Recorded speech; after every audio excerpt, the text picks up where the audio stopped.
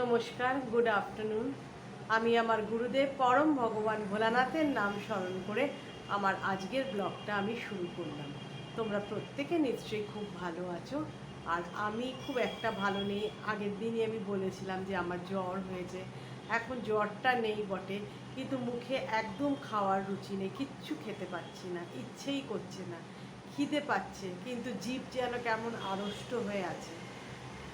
কি আর করা যাবে বলো, অল্প অল্প করে খেতে হচ্ছে। ওই জন্য খুব দুর্বল লাগছে নিজেকে। এমনকি আমার আমি মাংস থেকেও ভালোবাসি মাছ খেতে, জানো। সেই মাছ, কালকে আমাদের ভালো মাছ হয়েছিল, আমার ফেভারিট মাছ হয়েছিল। সেটাও আমি কোনো রকমে ছুঁয়ে ছুঁয়ে খেয়েছি, খুব ভালো করে খেতে পারিনি। ওই জন্য খেতে না পারলে পরে কেমন লাগে বলো, শরীরটা তো উইক লাগে, দুর্বল লাগে। তো যাই হোক, অসুখ বিসুখের কথা বলা মানে নেগেটিভিটিকে টেনে আনা। আমি ভালো আছি। তো ওই ভালো আছি কতটার মধ্যে পজিটিভিটি আছে, এটা আমি আগে একটা ব্লগে বলেছিলাম। তো আমি কেন নিজেই বলে নিজেই বলবো ভালো নেই, এটা ভুল না। তাই জন্য আমি ভালো আছি। আর শরীর থাকলেই অসুখ বিসুখ থাকবে। তো যারা এতদিনে আমার চ্যানেলটিকে সাবস্ক্রাইব করেছো, তাদের অসংখ্য ধন্যবাদ। আর যারা করনি, তারা প্লিজ সাবস্ক্রাইব করে আমার পাশে থেকো, আমার হাতটা শক্ত করে ধরে থেকো। তো আজকে আমার যেই নিয়ে আমি আলোচনা করব, সেটার দিকেই আমি অগ্রসর হচ্ছি। আজকে বলবো একটি মেয়ে যে আমার বন্ধু, কিন্তু বন্ধু তো সবসময় সমবয়সী হয় না, ছোট বড় হয়। এই বন্ধুটি আমার থেকে বছর দুয়েকের ছোট ছিল এবং সে আমার স্কুলেই পড়তো, Saint John's Diocesan Girls High Secondary School, ডায়োর মেয়ে। তো আমার পাড়ারই মেয়ে, আমার যেখানে আমি থাকতাম বিয়ের আগে এন্টালি মার্কেটের কাছে, সেখানকারই মেয়ে। তো ওর কথা বলতে গেলে অনেক বছর আগে আমাকে পিছিয়ে যেতে হবে। আমি না স্কুল বাসে বেশ কয়েক বছর আমি স্কুল বাসে যাতায়াত করতাম।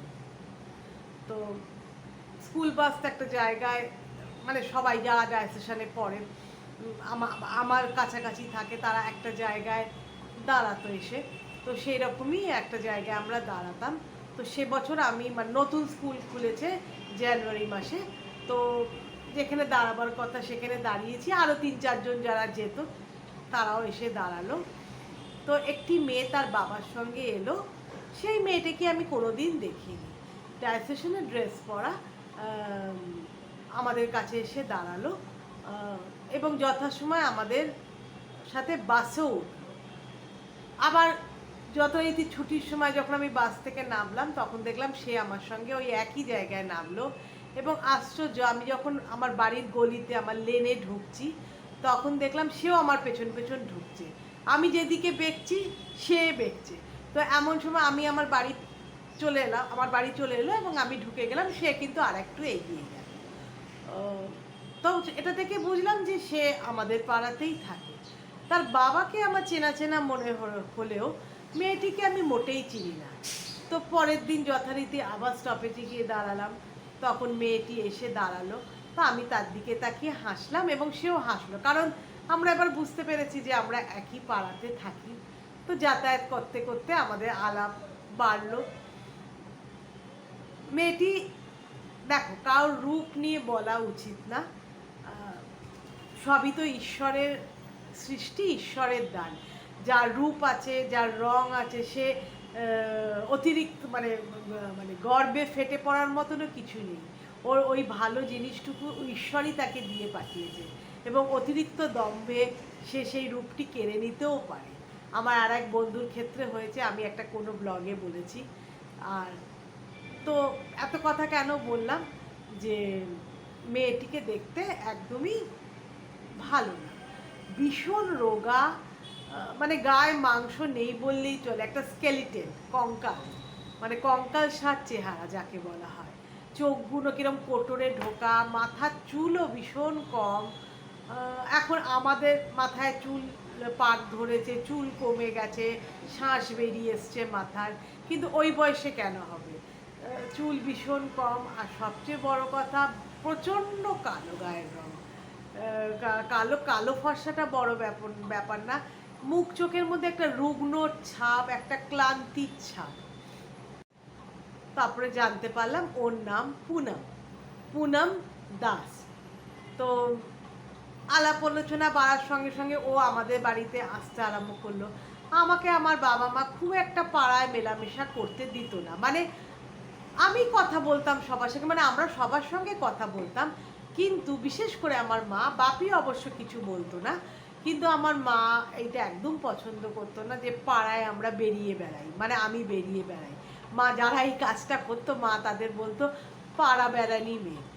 তো অবশ্য না বেড়ালে না লোকের সঙ্গে মানে মিশলে কি করে জানতে পারবো মানুষের কত রকমের দুঃখ কষ্ট থাকতে পারে, বা কারোর অনেক অনেক কিছু মানে আপডেটস আমরা জানতে পারি না, যে আপডেটসগুলো যে সবসময় খারাপ হয় তা না, অনেক সময় আমাদের ভালো দিকেও চালনা করে।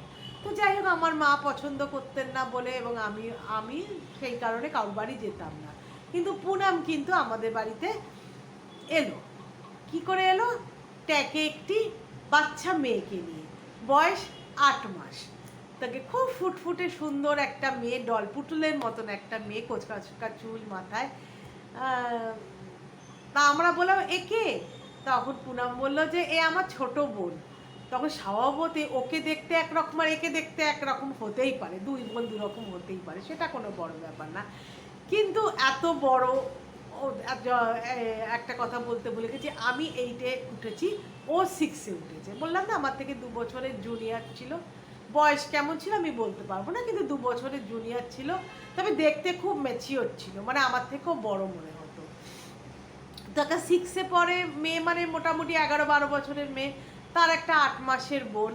তো আমরা তখন বললাম, আমি আমার মা বললাম তোমার নিজের বোন? বলে হ্যাঁ আমার নিজের বোন। তো সেই মেয়েটা, তো বাচ্চাটা মাটিতে ছেড়ে দেওয়া হলো, সে খেলতে লাগলো, হামাগুড়ি দিতে লাগলো, তো আমরা গল্প করতে লাগলাম। তো যত আলাপ আলোচনা এগোতে লাগলো, সেদিন না আস্তে আস্তে ধীরে ধীরে, এমন সময় আমাদের পাশের বাড়িতে একটি পরিবার ছিল, সেখানে একজন ছিল, সে আমাদের বলল ওই মেয়েটা তোদের বাড়িতে আসে? আমি কি হ্যাঁ, ও তো আমাদের স্কুলেই পড়ে, দেখলাম ক্লাস 6-এ। তখন ও বললো যে জানিস তো, ওর তো সৎ মা, ওর নিজের মা পুড়ে মারা গেছে, মানে সুইসাইড করেছে। পুড়ে মারা গেছে ইন দ্য সেন্স যে স্টোভ বাস্ট করে মরে গেছে, বা কোনো অসাবধানতার বশতে গায়ে আগুন লেগে গেছে, তা কিন্তু না, উনি নাকি সুইসাইড করেছিলেন। তো পুনম যথারীতি যাতায়াত করতো আমাদের বাড়িতে, কিন্তু আমি কিন্তু কোনোদিন এটা বলিনি, কারণ ও যখন বলেনি এই কথাটা আমার কাছে মানে খোলসা করেনি, তো আমি কেন বলতে যাব, কার মনে কি দুঃখ লুকিয়ে আছে তো ঠিক নেই। তো এমন সময় দুর্গাপুজো এলো, দুর্গাপুজোর প্যান্ডেলে আমরা বসলাম। তো ওর বোনটাকে নিয়ে সবসময় ঘুরতো, আমাদের বাড়িতে এলেও ওর বোনকে ওই ট্যাকে গুঁজে নিয়ে আসতো, প্যান্ডেলে বসলেও যেত, এবং আমরা যখন হয়তো কাছাকাছি ঠাকুরগুলো হয়তো দেখে বেড়াচ্ছি, এন্টালি তালতলায় কিছু 3-4, আমাদের ওখানে অনেক 4-5টা ঠাকুর হয়, তো দেখে বেড়াচ্ছি, তখন দেখলাম ও কোলে বাচ্চাটা। তখন আমি একদিন ওকে বললাম পুজোর প্যান্ডেলে বসে, তুই সবসময় তোর বোনকে নিয়ে ঘুরিস কেন? তুই একা ঘুরতে পারিস না আমাদের সঙ্গে? একটা বাচ্চাকে বহন করে নিয়ে যাওয়া, এবং ওর কষ্ট দেখে ও টানতে পারছে না দেখে, রোগা পাতলা একটা মেয়ে।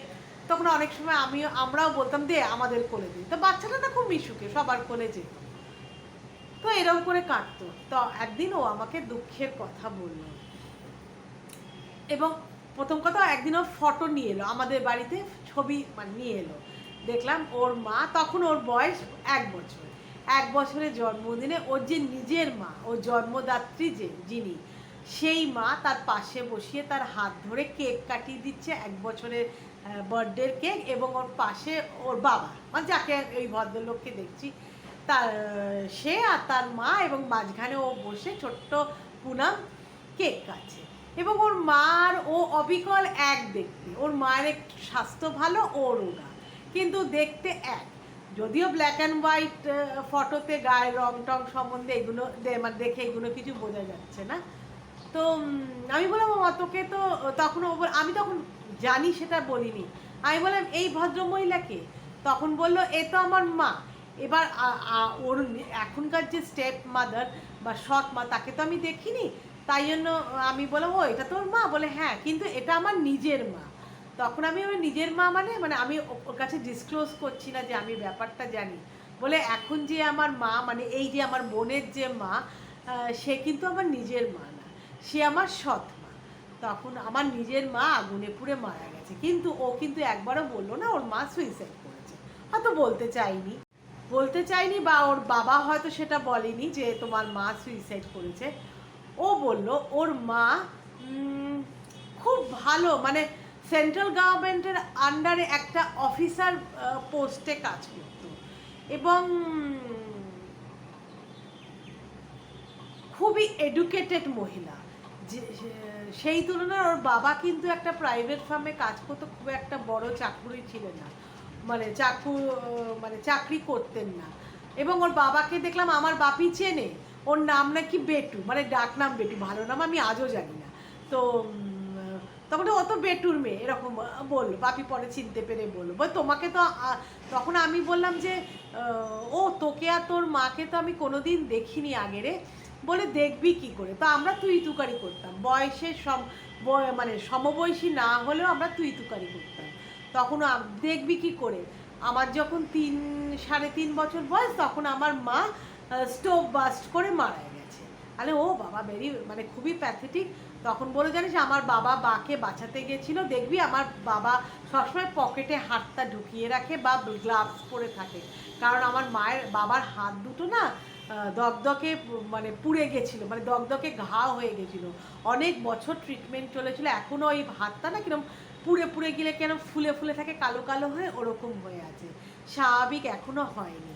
আর তারপরে মানে মানে আমার বাবা মারা যাবার পর আমার মা মারা যাবার পর আমাকে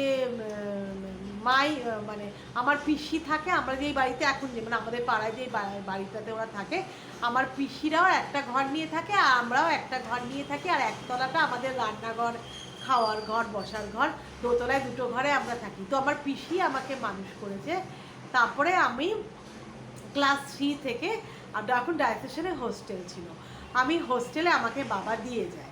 তারপরে এই এত বছর পর আমি হোস্টেল থেকে বাড়ি ফিরলাম, তখন ও দুঃখ করে বলল আমাকে, তখন মা বললো ফিরলে কেন, হোস্টেলে থেকে মানুষ হলেই তো পারতে। তখন বলল আরে জেঠিমা বোঝো না, বোনটা হয়েছে তো, বোনটাকে নিয়ে কোলে কোলে ঘুরতে হবে, সামলাতে হবে, মা তো একা নিয়ে পারে না, রান্না বান্না করা আছে, মা তো একা নিয়ে ওকে মানে পেরে উঠছে না, ওই জন্য বাবা আমাকে হোস্টেল থেকে নিয়ে এলো বোনকে আগলাবার জন্য। মানে কত কষ্টে মেয়েটা এই কথাটা বলল। তারপরে এরকমভাবেই চলতে লাগলো।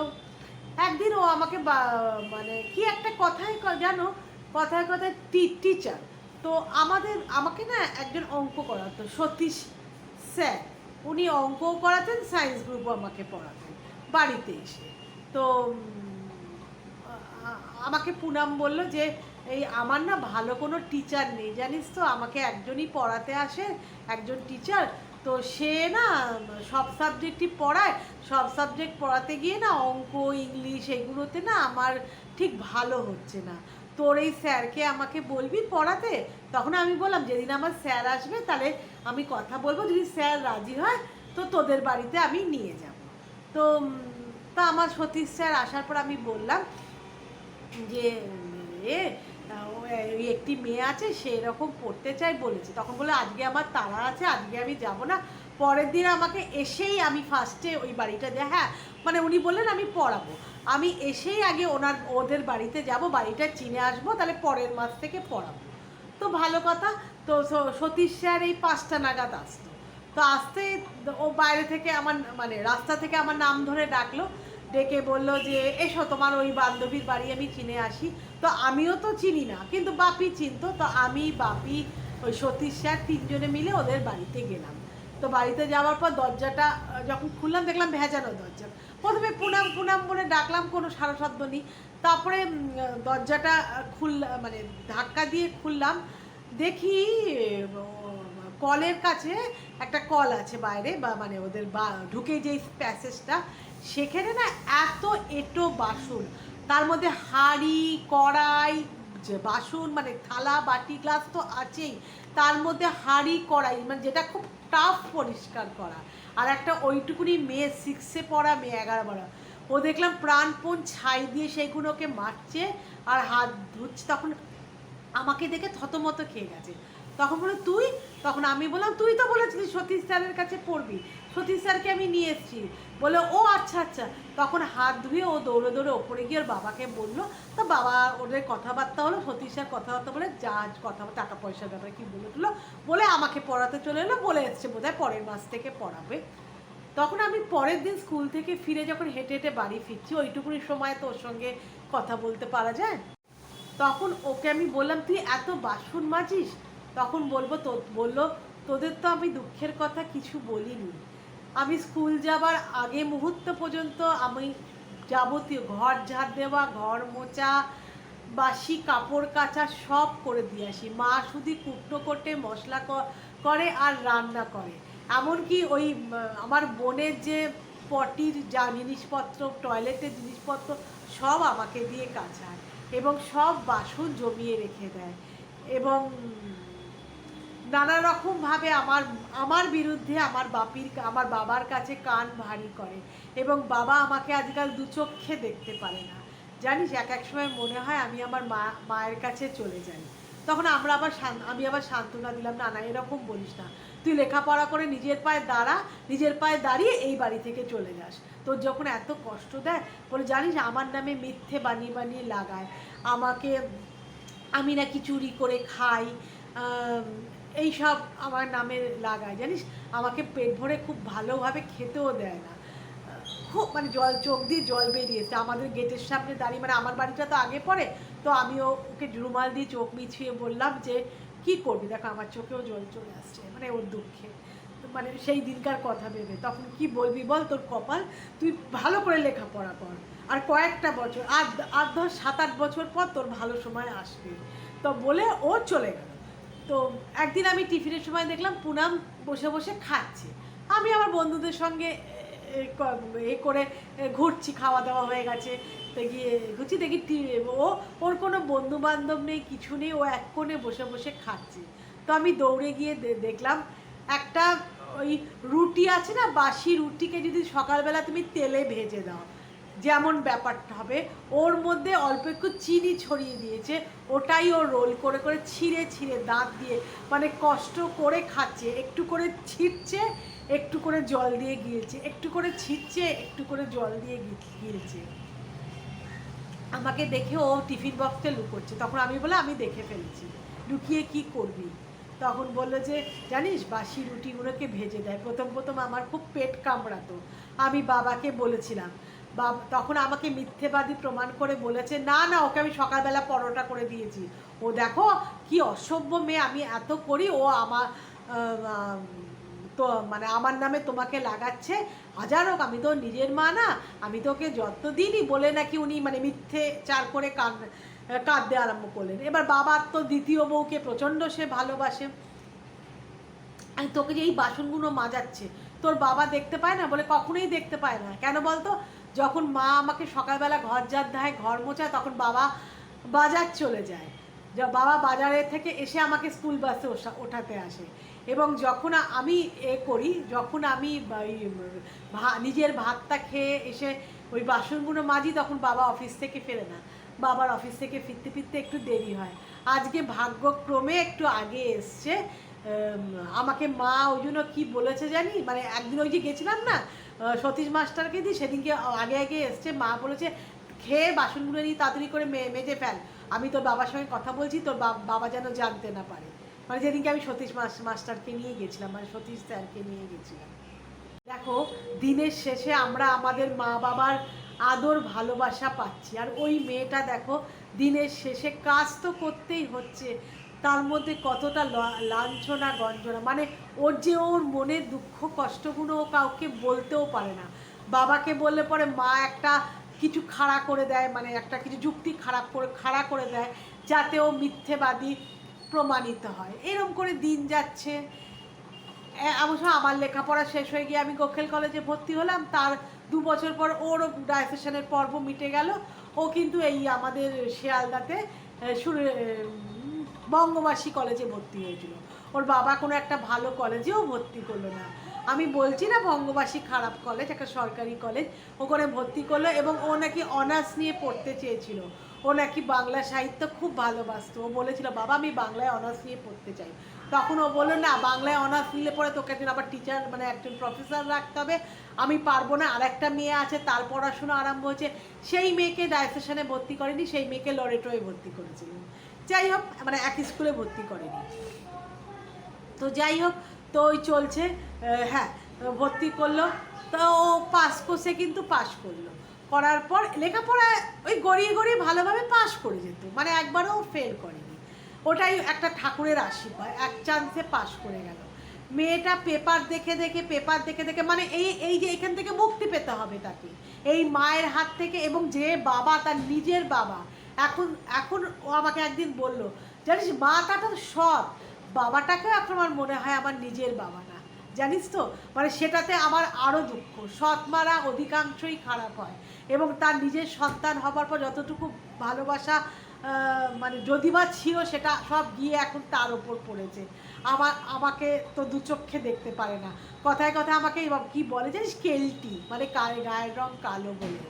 তোকে কে নেবে? আমার বাড়িতে তো ঝিগিরি করতে হবে, এই এখন থেকে বাসন মাজা রান্না করার সব কর, তোকে তো আমি কাজের লোক রাখবো কেন, তুই চিরকালের ঝি, এইসব কথাবার্তা বলতো জানো। তারপরে মানে শুনে মনে হয় না মারি, জানো তো, মারতে ইচ্ছে করতো তখন। তো যেই গ্র্যাজুয়েশনটা কমপ্লিট হলো, ও টিউশনস আরম্ভ করলো। টিউশন করে করে জানো, ও একটা ছোটোখাটো মানে বিএড তো করতে পারবে না যেহেতু পাস কোর্স, ও মন্টেসরি ট্রেনিং বা প্রাথমিক কিছু একটা টিচার্স ট্রেনিং নিল। আমি এখন খোলসা করে বলতে পারছি না, কারণ ততদিন না আমার বিয়ে হয়ে গেছে। টিচার্স ট্রেনিংটা নিল, নেওয়ার পর ও পরে আমি জানতে পারলাম ও ব্যারাকপুরে একটা ইংলিশ মিডিয়াম স্কুলে চাকরি পেয়েছে, এবং সেখানেই সে থাকে। ওকে কোয়ার্টার প্রোভাইড করা হয়েছে, সেখানে থাকে, নিশ্চয়ই মাইনে থেকে কিছু কেটে দেয়। জানো মেয়েটা এত ভালো, প্রথম যে পুজোতে ওর এই সৎ মা, বোন এবং বাবাকে জামা কাপড় দিয়েছিল। এবং একবারও ওর বাবা কিন্তু আমার বাপিকে অনেক কথা বলতো ওর বিরুদ্ধে অনেক কথা বলতো, মেয়েটা খুব অসভ্য, মায়ের সঙ্গে এই করে, আমার এই করতো। আপনারা তো জানেন এটা আমার দ্বিতীয় পক্ষের বউ, একদম মানিয়ে চলে না, আমার এই দ্বিতীয় পক্ষের বউকে খুব ভালোবাসে, এই করে ওই করে, নানা রকমের কথাবার্তা। এবং জানো নিজের বাবা হয়ে মেয়েকে চরিত্র মানে দুশ্চরিত্র ও বলতেও মানে পিছপা হয়নি। সে কাহিনী ওটা আর এক কাহিনী। তো চলছে। তো জানো ও ওই প্রথম পুজোতে ওদেরকে জামা কাপড় দিয়েছিল সবাইকে। তারপরে জানো কি হলো, মানে ভয়াবহ ঘটনা। ও যেই চলে গেল, মানে ওই পুজোর কদিন থেকে চলে গেল, ওর মা বাবাকে কি বোঝালো কি জানে, একে আর টানা যাবে না, এবার তো বিয়ে টিয়ে দিতে হবে। এবং এই কালো মেয়ের বিয়ে হওয়া বা এরকম দেখতে মেয়ের বিয়ে হওয়া কঠিন। কিন্তু পুনমের চেহারা কিন্তু আগের থেকে অনেক ভালো হয়েছে, বেশ ফ্রেশ হয়েছে, গাল টালগুলো গোল গাল হয়েছে, ভালো, চেহারাটা ভালো হয়েছিল। তো কি করলো জানো, ওরা একটা বাড়ি বিক্রি, মানে ওদের বাড়িটা ইতিমধ্যে ওরা পিসি না চলে গেছে, পিসতো তো দিদিটা না ওই রেলে চাকরি পেলো, ওরা আলাদা কোথায় একটা যেন বাড়ি কিনে না ফ্ল্যাট কিনেছে, চলে গেছে। এবার পুরো বাড়িটা এদের। এরা কি করলো জানো, রাতারাতি এই পুনম চলে যাবার পর রাতারাতি কোনো একজন মুসলিমকে এই দোতলা বাড়িটা বিক্রি করে তল্পা গুটিয়ে যে কোথায় চলে গেল তার ঠিক নেই। পুনম তো একদিন ক্রিসমাসের ছুটি হলো, সে এলো, এসে দেখে অন্য কারা সব বসবাস করছে, ও কোথায় যাবে, দৌড়ে দৌড়ে আমাদের বাড়িতে এসছে। বাপি নাকি বলেছিল, আমি তো শ্বশুর বাড়িতে, বাপি নাকি বলেছিল হ্যাঁ ওরা তো ম্যাটাডোরে করে তোদের বাড়ির যেসব মালপত্র তোর বাবা মা তো বিক্রি করে চলে গেল, বললো আমরা ফ্ল্যাট কিনেছি, ফ্ল্যাটে চলে যাবো। বলে কোথায় ফ্ল্যাট কিনেছে জানো জেঠু? বলে না আমাদের তো বলেনি। তখন বলে তাহলে আমি না আমার মা, মানে এই যে মা, সৎ মায়ের যে বাপের বাড়ি, তো সেটা তো ওর মা বাড়ি, বলে যাই তাহলে আমার মা বাড়িতে যাই, মা বাড়ির কাছাকাছি নিশ্চয়ই কিনেছে। ও জানো সেদিনকেই দৌড়ে দৌড়ে ওর মা বাড়ি গেল। ওর মা বাড়ি কোথায়, কোন নগর টোননগর রিসরা ওইরকম ধরনের। তো গেল না ওইখানে নাকি কেনেনি, বা কিনলেও ওই যতই হয় এই মা বাড়ি তো নিজের মা বাড়ি না, কেউ বলেনি যে কোথায় ফ্ল্যাট কিনেছে। জানো মেয়েটা মানে ওর মা বাবাকে খুঁজেই পেল না। তখন ও ওই একটা দিন কোনো রকমে মানে ঘোরাঘুরি করে ও আবার ফিরে গেল হোস্টেলে, মানে ভেকেশনে ও ওখানেই থাকতে লাগলো। তারপরে পুনামের ব্যাপার মিটে গেল। ওর মা বাবা তো মানে বাবা আর সৎ মা তো ওকে ফাঁকি দিয়ে চলে গেল, যোগাযোগও রাখলো না। কি ব্যাপার, কি অসভ্য বাবাটা, কি এরকম বাবাটা তো নিজের এত প্রেমে অন্ধ, নতুন বউ মানে দ্বিতীয় পক্ষের বউকে নিয়ে যেতে। পরে শুনলাম নাকি ওর চরিত্রের দোষ দিয়েছিল, যেটা একেবারেই পুরাম না। তো গেল বছর ভুলে গেল, আমার 2 মেয়ে হয়ে গেল। তো বিকেলবেলা আমি না ওই শিয়ালদার ওপারে না ফল কিনতে যেতাম মাঝে মাঝে, সপ্তাহে 2-3 দিন অন্তর অন্তর। তো একদিন আমি ফল কিনতে গেছি। তো ফল কিনতে গিয়ে দেখি যে অনেকটা পুনামের মতন দেখতে একটা মেয়ে, সেও না ওই আপেল কলা সব কিনছে। একটা সেই 10 হাতের ছাপা শাড়িগুলো হয় না, সেরকম একটা লাল লাল হলুদ হলুদ ছাপা শাড়ি পরা, এক মাথা তেলে মাথার মধ্যে সিঁদুর দেওয়া, হাতে শাঁখা পরা এবং গলার আওয়াজটা অনেকটা পুনামের মতন, আমি পেছন থেকে পুনামই লাগছে। এবার আমি না ওর মুখের দিকে তাকিয়ে দেখলাম হ্যাঁ এ তো পুনাম। এবার প্রথম দিকে যেমন রোগা ছিল তার থেকেও রোগা, জানো।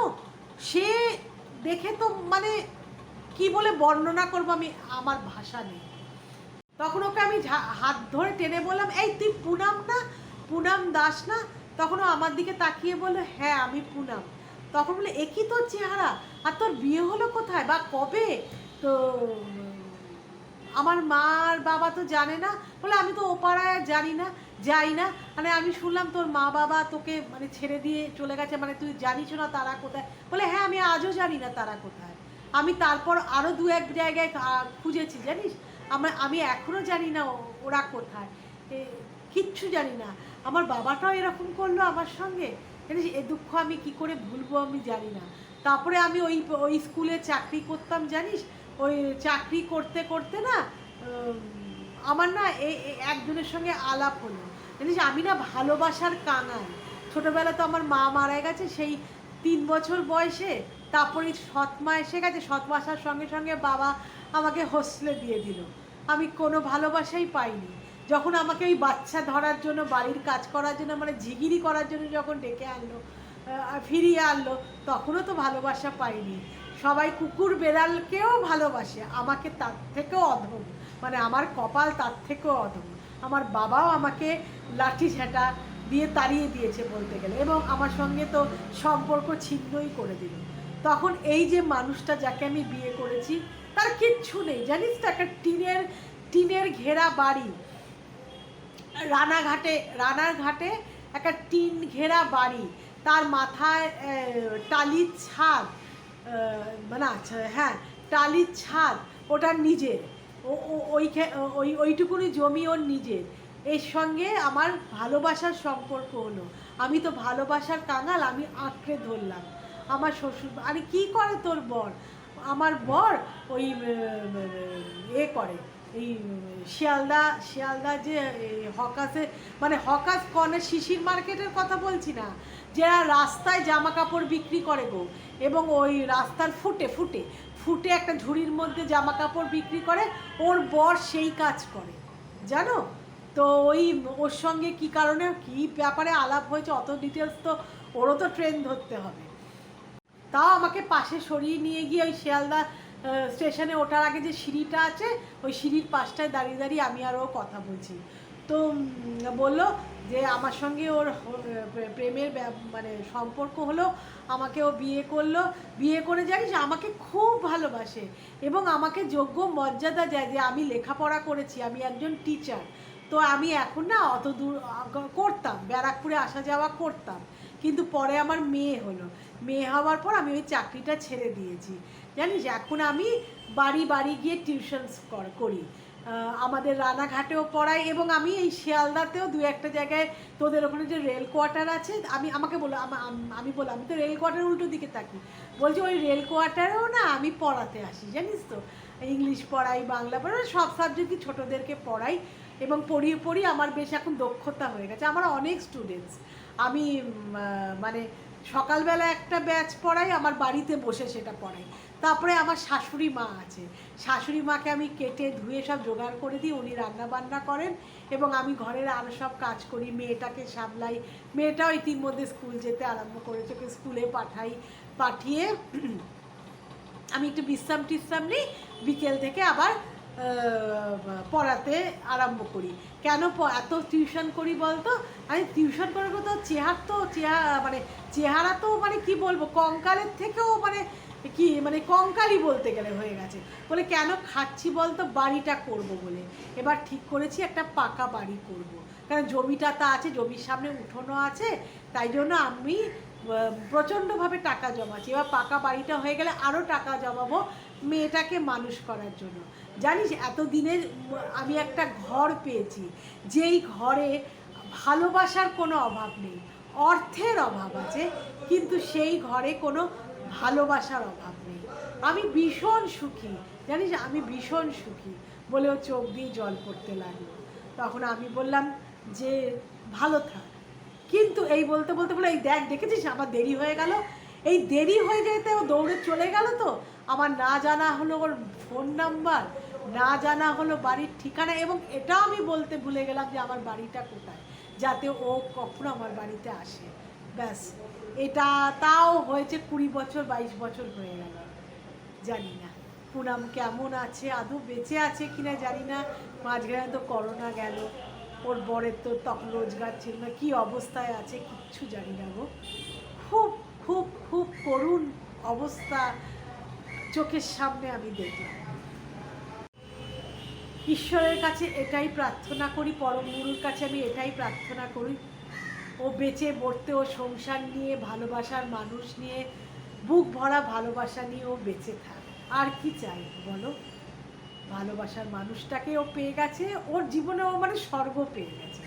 ওর সেই হাসি দেখে, মানে ওই কান্নার মধ্যেও মানে সেই সুখের কান্না আমি মানে আজও ভুলতে পারলাম না। মানে আগে যে কান্নাটা ছিল সেই কান্নার মধ্যে দুঃখ, কষ্ট, অভিমান ছিল, কিন্তু সেদিন লাস্ট দিনের যে চোখ দিয়ে জলটা পড়ছিল তার মধ্যে একটা সুখের অশ্রু। তো ভালো থাক পুনাম, এবং পুনামদের মতন যারা আছে তারা সবাই বেঁচে বলতে থাক, এবং তাদেরও কপালে যেন এইরকম একটি ভালোবাসার মানুষ জুটে যায়। তো কেমন লাগলো আমার এই করুণ কাহিনীটি, পুনামের এই করুণ কাহিনীটি, এবং জিরো থেকে একটা মেয়ে কিছু কী করে এতটা এগোলো, মানে ওর কাছে এটা অনেকটাই। প্লিজ জানিও, এবং আমার সবসময় আমার পাশে থেকো, আমার চ্যানেলটিকে সাবস্ক্রাইব করো। Bye bye, thank you so much.